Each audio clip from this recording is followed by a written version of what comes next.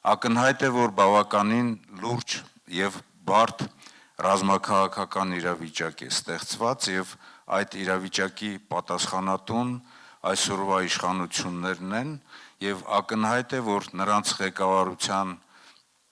օրոք 7 տարիների ընթացքում ամեն տարի ունեցել ենք ձախողումներ, անհաջողություններ,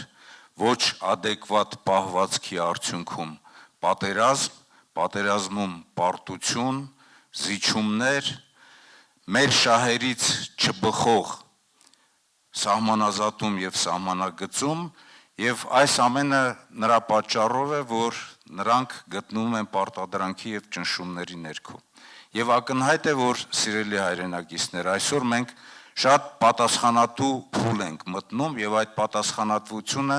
մենք միասնաբար պետք է կրենք եւ մենք այսօր այստեղ ենք, որպեսզի նաեւ գյումրեցիների հետ համատեղ փոխադարձ վստահության, փոխադարձ հարգանքի, մեկը մյուսին լրացնելու հարցերի, առաջարկությունների միջոցով լրացնենք այն ծրագիրը, այն բոլոր քայլերը, որ մենք պետք է իրականացնենք։